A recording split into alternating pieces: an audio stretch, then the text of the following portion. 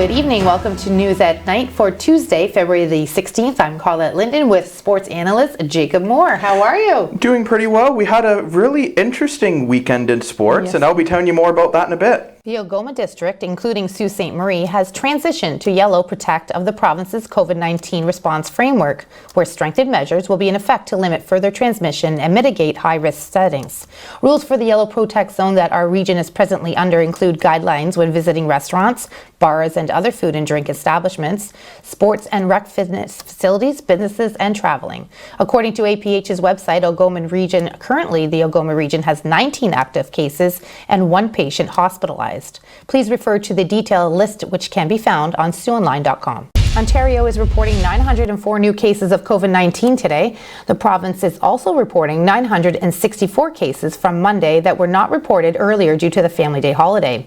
The province says that 10,679 COVID-19 vaccine doses were administered yesterday for a total of 467,000 given out so far. The units will now return to the province's color-coded pandemic restriction system that was used prior to the province-wide lockdown that began on Boxing Day. Niagara region is the only region in the grey lockdown zone, the most strict level, which allows most businesses to open at 25% capacity. Today, Prime Minister Justin Trudeau announced the Liberal government's plan to set up a program to buy back assault-style weapons that were blacklisted last spring. Firearms were used in 40% of all homicides in Canada. When it comes to keeping Canadians safe from gun violence, we need more than thoughts and prayers. We need concrete action. In 2019, we passed legislation to keep firearms out of the wrong hands, including by expanding background checks. Last year, we banned over 1,500 models of military-style assault weapons. And today, we're announcing new legislation for stronger measures than ever before to combat gun violence in Canada. Banning 1,500 models of assault-style weapons last year was a critical step. But we also need to continue to fight the illegal gun market. That's why we will increase criminal penalties for gun smuggling and trafficking and enhance the capacity of police and border officials to keep illegal firearms out of the country. At the same time, we will also create new offenses for altering the cartridge magazine of a firearm and introduce tighter restrictions on importing ammunition. Canadians called for these bold steps. We heard you. And we are taking action. To make sure that these assault-style weapons are safely removed from our communities, we've studied a range of options. We looked at what our allies are doing, including New Zealand. We saw what works and what doesn't, all while taking into account the realities here at home. And from this, we've charted a plan of action. We will move forward with a buyback program in the coming months and complete the prohibition to ensure these weapons cannot be legally used, transferred, transported, bequeathed, or sold. Getting these weapons off our streets and out of the hands of criminals means less violence. And that means safer cities and communities. Every measure we're presenting today in Bill C-21 is important, and they all work together as part of a larger strategy. Because you can't fight gun violence or any violence on just one front. And you can't fight it without addressing its root causes. The East Algoma OPP are asking for assistance in regards to a robbery that occurred at a gas bar on Hillside Drive South in Elliott Lake. On February the 14th at approximately 7 o'clock p.m., police were called to the gas bar regarding a robbery that had just occurred. A person entered the building and approached the employee. A handgun was brandished and the entire cash box was stolen. There were no new injuries and the suspect departed on foot. The suspect looked to be male. Black toque, checkered black and white bandana covering his face, black vest with gold yellow letters stitched on the top left breast side pocket, black and white plaid long sleeve shirt underneath the vest, black pants, black gloves, and light colored boots. Witnesses described that the firearm that was brandished resembled a revolver. The OPP's K-9 unit and emergency response team assisted with the investigation. A person of interest was captured on video surveillance, and any person with information regarding the persons responsible should immediately contact the OPP. The Sault Ste. Marie Police Services is requesting public assistance to locate 14-year-old Zoe Harper. Zoe was last seen on Saturday, February the 13th at approximately 5 o'clock p.m. in the 500 block of Shannon Road. Zoe is known to frequent the downtown area and is described as being 5'6" tall with a thin build, black and red hair, and brown eyes. Zoe was last seen wearing a red jacket, ripped jeans, brown boots, and carrying a red and black bag. Anyone with information on her whereabouts is urged to contact the Sault Ste. Marie Police Service at 705-949-6300. In a Friday Facebook post to snowmobile trail users, the Sault Trailblazers issued a warning that police would be out this weekend checking for both valid permits and speeding. Riders can be issued fines for riding on a prescribed trail without a valid trail permit, as well as exceeding the trail speed limit of 50 kilometers per hour. All riders should have documentation ready should they be stopped, including valid trail permit, vehicle registration, proof of insurance, plate and updated sticker, and driver's license. The full post can be seen on SiouxOnline.com. The Government of Ontario is providing up to $118,000 to develop specialized COVID-19 resources to better protect the health and safety of temporary foreign workers and others employed in the agri-food sector. Informed by health, cultural, and support organizations, these new resources, entitled the Cultural Resources Library, will be designed by the Ontario Fruit and Vegetable Growers Association in a variety of languages and formats and will be distributed to farms, greenhouses, and food processing operations all across Ontario. These new resources represent one of the many steps being taken to keep agri-food workers safe as part of the province's prevention, control, and outbreak support strategy for COVID-19 and Ontario's farm workers. The strategy provides guidance on how to prevent and control COVID-19 on farms and safety and wellness, as well as maintain the sustainability and viability of the agri-food sector. We've had some pretty chilly weather lately, but coming up this weekend, it looks a lot warmer. Here's your 3- and 7-day forecast.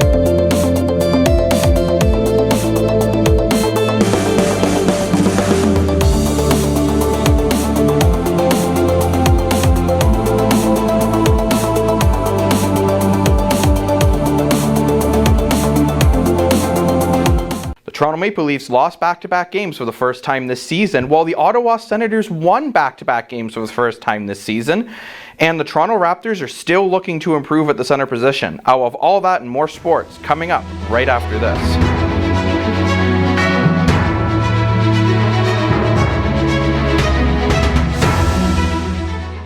There's something in this picture you're not seeing. It's called radon, and it's a naturally occurring gas.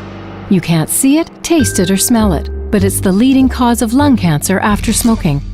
Radon can leak into your home undetected through cracks or gaps in the ground floor. Make sure you're safe from the risk of radon exposure. With a simple test, radon leaks can be detected.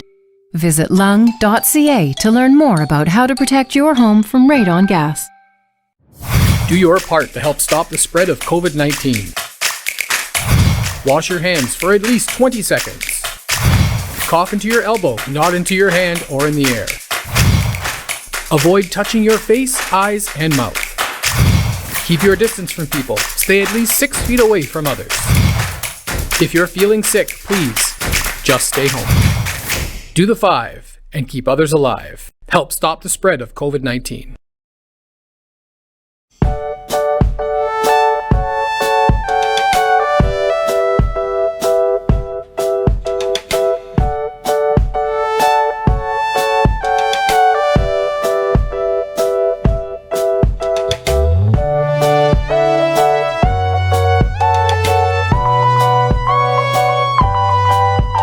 Drop by one of our 3 Sault Ste. Marie locations. You do life, we do taxes.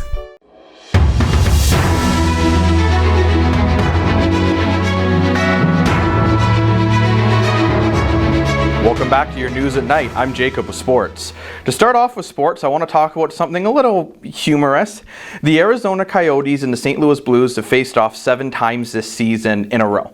So what the Arizona Coyotes decided to do after winning their best of 7 series, they decided to put out a little tweet to the St. Louis Blues, saying to the St. Louis Blues, I know it's Valentine's Day, but I think it's time for us to start seeing other teams. I thought that was just a nice little humorous thing to start off the segment tonight.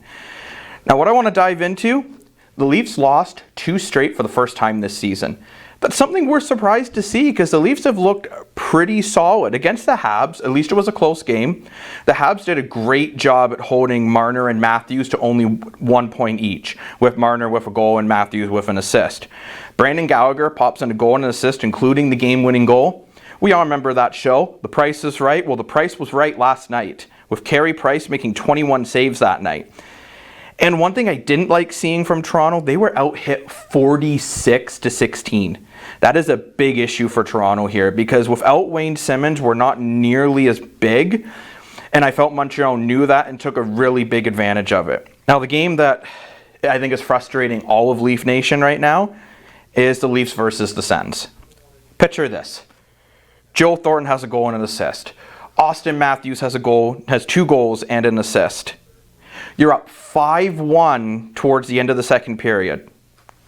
You're turning that TV off. You think the game's over. But Ottawa gets a shorthanded goal to make it 5-2 before the end of the second. Then in the third, come out flying, tied up at 5. Gets in overtime. Toronto gets a great chance. Hogburn makes a really good save. And Ottawa goes back in the breakaway and scores. What I think really got to Toronto this game was Tkachuk really got under Anderson's skin, which that's a big thing Tkachuk likes to do, and you could see Anderson was a little off. Like I said, Jumbo Joe did have a big impact this game, his first game back, getting a goal and an assist. Anderson looked tired. I think Anderson needs a day off, which I'm hoping to see Hutchinson starting tomorrow, because I think Anderson really needs a day to just not be on the ice. And the Sens did a great job shorthanded creating those offensive chances, and they just frankly never gave up. I got to give Ottawa credit where credit's due. They're a team that doesn't give up no matter where they are in the game. Now, as I mentioned there, Anderson's been playing a lot lately, and in the last 2 games he has been struggling. Only has an .857 save percentage, and he has allowed 8 goals in 2 games. Now, mind you, 6 of those goals were in the 1 game against Ottawa, but I think Anderson, like I said, really just needs that time off to not be on the ice and just be able to play his game. Because normally he's got a .901 save percentage, which .857 to .901, that's a really big difference. Toronto did make a move over the weekend, though. They picked up Alex Galchenyuk.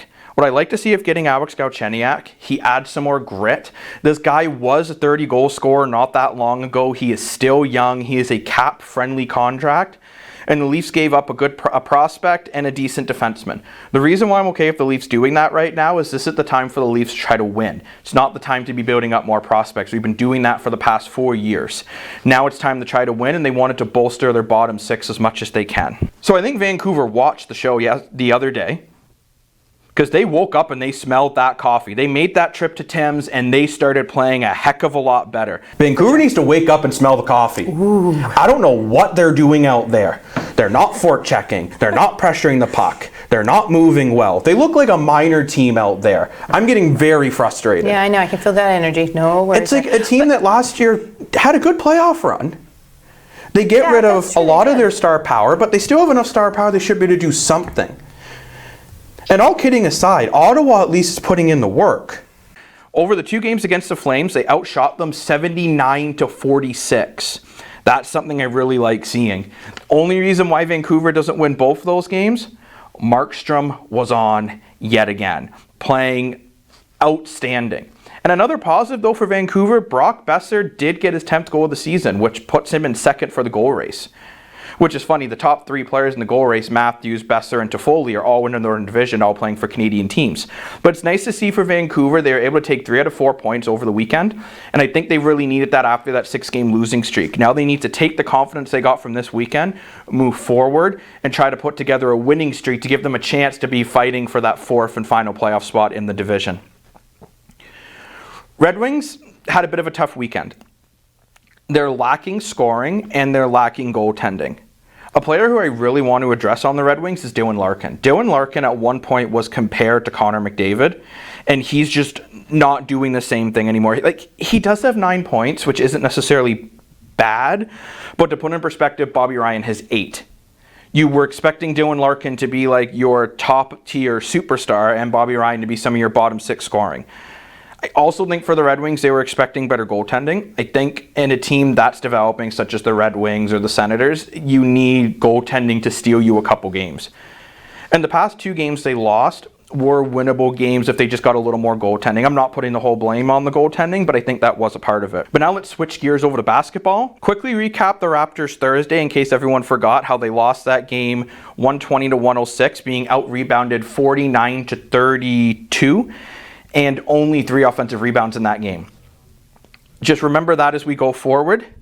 They lost again to the Wolves last night. Mind you, the rebounding was much closer. The team did look a lot better. But I think a huge issue for them was they were not shooting well enough. They were only shooting the ball at 41.8%, while the Wolves were shooting at 52.4%, which, don't get me wrong, that's ridiculous what the Wolves were doing. But at the same time, the Raptors need to keep up. And the Raptors hit the three-pointers 30.3% of the time, when the Wolves hit it 41%. This is frustrating for the Raptors because they were only out-rebounded by 2 rebounds that game, and they actually did a good job on the offensive boards, but then they just weren't able to capitalize those boards into points. Which this still brings up the question, do the Raptors go for Drummond? It's a tough one here because the Raptors are pressed right up against the cap, and Drummond is paid just a short of $29 million a year. Mind you, Drummond is averaging 18.5 points a game, 2.7 assists, and 14.2 rebounds. But for the Raptors to get Drummond, you're going to have to see a guy like Norman Powell go. Playoff Powell, starter Powell, the guy who has really been the heart and soul of this team besides of Kyle Lowry, is going to have to go the other way. According to TSN, Raptors have reported they are looking into this trade, but what's stopping them from pulling the trigger is to make it fit in their cap. They're going to have to give up a lot more than realistically what Drummond's worth. But stay tuned on that topic, because I'm going to talk about that more on Friday, because Friday is our first ever episode of 705 Sports, where Colette and I will be breaking down all different kinds of sports and getting more into depth of what we're talking about here at the News at Night. But I think we got to go to a commercial. Colette will have more news with you right after this.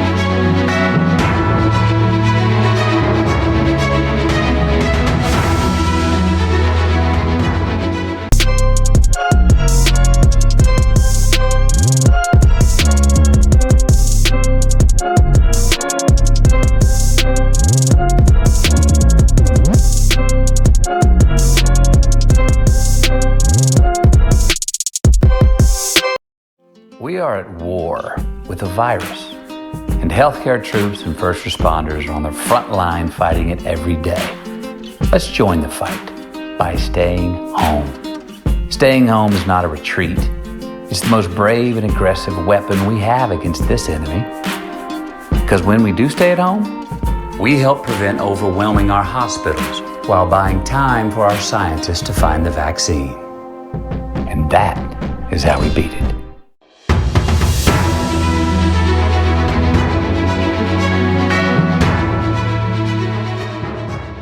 The Algoma Sikh Association conducted a second rally in solidarity with the farmers' protest in India and the concerning developments since the beginning of this year, raising awareness of political prisoners being held by India, such as Nodeep Kaur, 23-year-old labor rights activist who had been arrested on January the 12th, Ranjit Singh, who 22-year-old was beaten, brutalized, and detained on January 29th while protecting women protesters from state-sponsored goons, and draw attention to the hundreds of other missing and arrested farmers.